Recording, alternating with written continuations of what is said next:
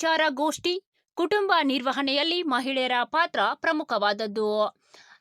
ವೀಕ್ಷಕರೇ, ಚಿಕ್ಕೋಡಿ ಜಿಲ್ಲೆಯ ನಿಪಾಣಿಯ ಯೋಜನಾ ಕಚೇರಿ ವ್ಯಾಪ್ತಿಯ ನಿಸರ್ಗ ಲಾನ್ಸ್ ಸಭಾಭವನದಲ್ಲಿ ನಿಪಾಣಿ ತಾಲೂಕಾ ಮಟ್ಟದ ಮಹಿಳಾ ವಿಚಾರಗೋಷ್ಠಿ ಕಾರ್ಯಕ್ರಮವನ್ನು ಹಮ್ಮಿಕೊಳ್ಳಲಾಗಿತ್ತು. ಈ ಒಂದು ಕಾರ್ಯಕ್ರಮದ ಉದ್ಘಾಟನೆಯನ್ನ ನಿಪಾಣಿ ವಿಧಾನಸಭಾ ಮತಕ್ಷೇತ್ರದ ಶಾಸಕಿ ಸೌ ಶಶಿಕಲಾ ಜೊಲ್ಲೆಯವರು ದೀಪವನ್ನ ಪ್ರಜ್ವಲಿಸುವ ಮೂಲಕ ಕಾರ್ಯಕ್ರಮಕ್ಕೆ ಚಾಲನೆಯನ್ನ ನೀಡಿ ಶುಭ ಹಾರೈಸಿದರು. ಇನ್ನು ಕಾರ್ಯಕ್ರಮದ ಅಧ್ಯಕ್ಷತೆಯನ್ನ ವಹಿಸಿದ ಶ್ರೀ ಲಕ್ಷ್ಮಣರಾವ್ ಚಿಂಗಳೆ ಬುಡಾ ಅಧ್ಯಕ್ಷರು ಬೆಳಗಾವಿ ಕಾರ್ಯಕ್ರಮದ ಕುರಿತು ಮಾತನಾಡಿದರು. ಸಂಪನ್ಮೂಲ ವ್ಯಕ್ತಿಗಳಾಗಿ ಆಗಮಿಸಿದ ಸೌ ಮನಾಲಿ ಸುನೀಲ್ ಮಾನೇರವರು ಕುಟುಂಬ ನಿರ್ವಹಣೆಯಲ್ಲಿ ಮಹಿಳೆಯರ ಪಾತ್ರ ಅತ್ಯಂತ ಪ್ರಮುಖವಾದದ್ದು ಎಂದು ಮಾತನಾಡಿದರು.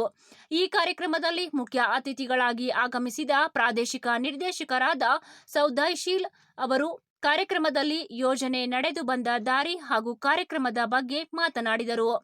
ಕಾರ್ಯಕ್ರಮದ ಮುಖ್ಯ ಅತಿಥಿಗಳಾಗಿ ಆಗಮಿಸಿದ ಸೌ ಶುಭಾಂಗಿ ಜೋಶಿ ಮಾಜಿ ನಗರ ಸಭೆ ಅಧ್ಯಕ್ಷರು ನಿಪಾಣಿ ಸ್ವ ಉದ್ಯೋಗದ ಬಗ್ಗೆ ಮಾತನಾಡಿದರು.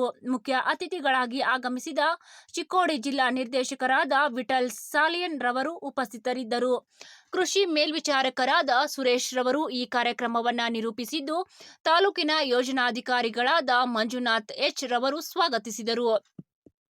ಕುರ್ಲಿ ವಲಯದ ಮೇಲ್ವಿಚಾರಕರಾದ ಅನಿಲ್ ರವರು ಕಾರ್ಯಕ್ರಮಕ್ಕೆ ವಂದನಾರ್ಪಣೆಗಳನ್ನು ತಿಳಿಸಿದ್ದು, ಕಾರ್ಯಕ್ರಮದಲ್ಲಿ ಜನಜಾಗೃತಿ ವೇದಿಕೆ ಸದಸ್ಯರು, ನಗರಸಭೆ ಸದಸ್ಯರು, ಜ್ಞಾನ ವಿಕಾಸ ಸಮನ್ವಯ ಅಧಿಕಾರಿ, ನಿಪಾಣಿ ವಲಯದ ಮೇಲ್ವಿಚಾರಕರು, ಸೇವಾ ಪ್ರತಿನಿಧಿಗಳು, ಜ್ಞಾನ ವಿಕಾಸ ಕೇಂದ್ರದ ಸದಸ್ಯರು ಉಪಸ್ಥಿತರಿದ್ದರು. संक्रांतीच्या हार्दिक हार्दिक शुभेच्छा. तिळगुळ घ्या, जोरात म्हणा की तिळगुळ घ्या, गोड गोड बोला. हे तिन्ही दुर्गा, लक्ष्मी, सरस्वती तिन्ही कुणाचं स्वरूप आहे? आपल्या स्त्री स्वरूप आहे. म्हणून आपल्या पूर्वजांनी खूप सुंदररित्या आपल्या स्त्रियांना आधी आम्हाला म्हणत होता, आता पुरुष प्रधान आपला समाज म्हणतो, तर पूर्वी स्त्री प्रधान समाज देखील होता. आणि अलीकडे आपल्याला काहीतरी झालं, आम्ही चार भिंतीच्या मध्ये अडकलो आणि चूल आणि मूल एवढ्या पुरतच आम्ही राहिलो. परंतु आज थोडस लक्ष द्या. निपाणी 10 किलोमीटर घेतलं तर महाराष्ट्राला जातोय. या सीमा भागामध्ये आम्ही आहे आणि निपाणी तालुका शेतकरी आलेला, बरोबर आहे. आम्ही सुद्धा शेतकरी कुटुंबामधूनच आलेलो आहोत.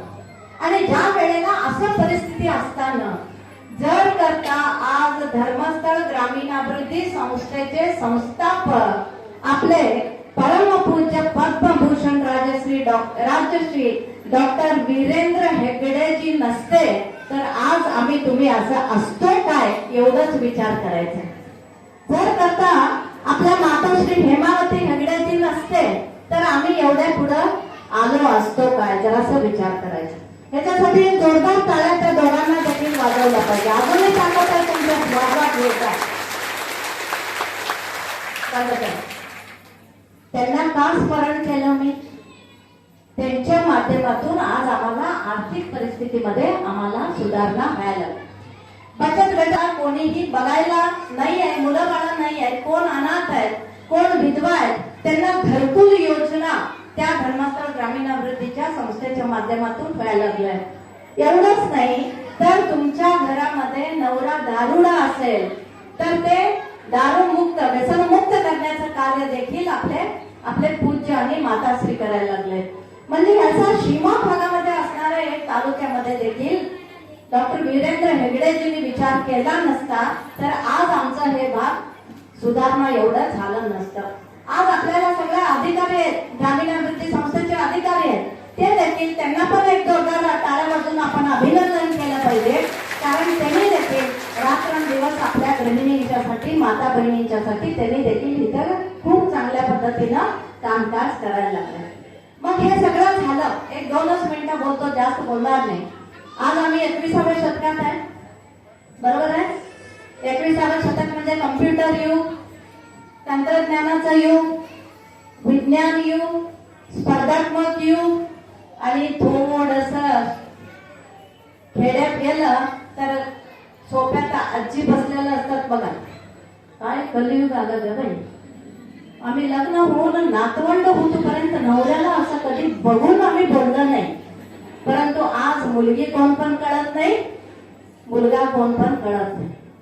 आज हे मोबाईल युग म्हटलं ना, म्हणाले स्टेटस आणि स्टोरी ह्याच्यामध्ये आम्ही एवढं उरफटून गेलोय.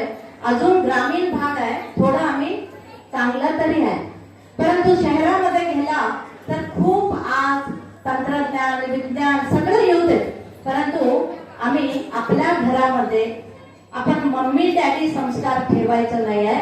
कितीही शिकलो, कितीही जग पुढे गेलं, कितीही विज्ञान आलं, तरी आपल्या भारत देशाचा संस्कार सोडायचा. आपल्या जीवनाचा उद्धार करण्यासाठी ही संस्था कार्यरत राहते. व्याजाच्या स्वरूपात पैसे देतात, कमी व्याजाने घर चालवण्याचं शिकवतात, वेगवेगळे उद्योगधंदे करायला शिकवतात. तुम्ही महिला वर्गाने उत्पादन केलेल्या प्रत्येक वस्तूला त्याला मार्केटिंग करायला शिकवतात. समाजात कसं वागलं पाहिजे, संसारात कसं रमलं पाहिजे, आणि जर पुरुष मंडळी व्यसनाधीन असतील त्यांना व्यसनापासून कसं दूर केलं पाहिजे, अशा अनेक गोष्टी या धर्मस्थळ ग्रामीणाभिवृद्धी योजनेअंतर्गत या ठिकाणी चाललेल्या असतात. एक मी तुम्हाला सांगू इच्छितो, कुसकुस करू नका. मी फार विचारपूर्वक बोलायचं असं ठरवलं नाही. कदाचित तुमच्या मनाला ते वाईट वाटेल सुद्धा, परंतु सत्य सांगितलेल्याशिवाय त्याच्यावर उपाय शोधता येत नाही. जे सत्य असतं ते खरं असतं, ते कटू असतं, परंतु ते सांगणं गरजेचं आहे. डॉक्टरने आम्हाला काय झालं हे खरं सांगितल्याशिवाय त्याच्यावरती चांगला उपाय लवकर होणार नाही. असं माणसाचं जीवन आहे. या जीवनामध्ये काय चुकतं हे सांगितल्याशिवाय काय करावं हे सुचत नाही. काय चुकतं हेच माहित नाही. मी जे चाललोय माझी वाटच बरोबर आहे, मी जे विचार करलोय तेच बरोबर आहे. मी दैनंदिनी माझी दररोज उठल्यापासून संध्याकाळपर्यंत जे मुलांच्या सोबत असेल, नवऱ्यांच्या सोबत असेल, सासू सासऱ्यांच्या सोबत असेल, माझी जी दैनंदिनी महिला म्हणून घरामध्ये मी कार्यरत असते, त्यावेळेला मी जे करते तेच बरोबर आहे की मी कुणाचं तरी ऐकायला पाहिजे, माझं चुकत असेल त्या ठिकाणी दुरुस्त करायला पाहिजे. अशा अनेक गोष्टी, अनेक विचारामध्ये सातत्यानं महिला गुंतलेल्या असतात. त्यावेळेला मला जर तुमची भाषा आली असती तर खूप उत्तम झालं असतं. तर मी मॅडमला असं म्हटलं, प्रश्न भाषेचा त्यांचा मॅडम कसं आहे, कारण आपले सगळ्यांचे विचार जुळणे आणि वीरेंद्रजी हेगडे आणि मंजुनाथ देवाले याचा जो आशीर्वाद आपल्या सर्वांच्या पाठीमागे आहे, हा आशीर्वाद भाषेमुळे आहे का हो? नाही. तर त्यांच्या आचार विचार शुद्ध आहेत, त्यांच्या ज्या भावना आहेत तो हेतू शुद्ध आहे. आणि मी जे त्यांची जे धर्मस्थळचे सगळी जी कार्यकारिणी आहे किंवा धर्मस्थळची जे बाकीच्या ज्या गोष्टी आहेत त्या तुमच्या समोर पोहोचविणे हा एकच त्यांनी उद्देश ठेवलाय. हा उद्देश बघता त्या ठिकाणी ज्या वेळेला धर्मस्थळच्या योजना सुरू झाल्या, त्या योजना सुरू होत असताना तर त्यावेळेला जे त्या ठिकाणी जे पीओ सर असतील किंवा तुमचे सुपरवायझर सर असतील त्याला देखील कधी मराठी येते. म्हणजे कुटुंबामध्ये महिलांचं योगदान. खर तर विषय इतका नाजूक आहे आणि इतका आघात आहे, किती बोलावं तितकं कमीच आहे आज या विषयावर. काय योगदान असेल एका कुटुंबामध्ये महिलेचं, माझ्यापेक्षा जास्त तर तुम्हालाच माहित आहे. मगाशी 2 मिनिटापूर्वी चर्चा झाली, कार्यक्रमाला इतका वेळ झाला, वैरण करून आलो असतो तर बरं झालं असतं, 4 भांडी घासून आलो असतो तर बरं झालं असतं, धुणं तसंच ठेवलं की धुवून आलो असतो तर बरं झालं. विचार करा, एक दिवस आपण सुट्टी घेतलं, इकडचा सूर्य तिकडं उगवेल अशी कंडिशन आहे. काय बोलायचं या विषयावर? इतका आगाधा विषय आहे. तरी सुद्धा हा विषय मांडण्यासाठी मला या ठिकाणी व्यासपीठ मिळालं. थोडंसं इतिहासात मागे जाऊया. विठ्ठलपंत कुलकर्णी आणि रुक्मिणी देवी संत ज्ञानेश्वरांचे माता पिता.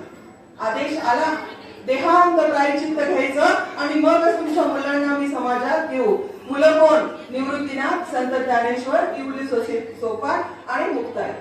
4 भावंड आणि रुक्मिणीबाईला आणि विठ्ठलपंतांना सांगितलं तुम्ही देहांत प्रायचित्त घ्यायचं. का? तर संन्यासाची मुलं होती म्हणून. एकदा संन्यास स्वीकारलेला विठ्ठलपंतांनी आणि पुन्हा संसारात आले आणि त्याची शिक्षा मुलांना मिळाली. ती म्हणजे काय होती? तर संन्यासाची मुलं जर समाजामध्ये यायचं असेल त्याला वाळीत टाकलेलं होतं. वाळीत टाकणे म्हणजे कुणाचाही संपर्क नाही, परत समाजामध्ये यायचं तर तुम्ही देहांत काय चित्र घ्यायचं, देह सोडायचा. सोपी गोष्ट आहे का हो? कुणाला आवडते मरण? हो, आवडते नाही. पण बघा, जगणं रोज असते, मरण एकदाच आहे. जगणं रोज असते, आपण रोज जगलं पाहिजे. मरण एकदाच येणार आहे, ते आलं की आपण जाणार आहे.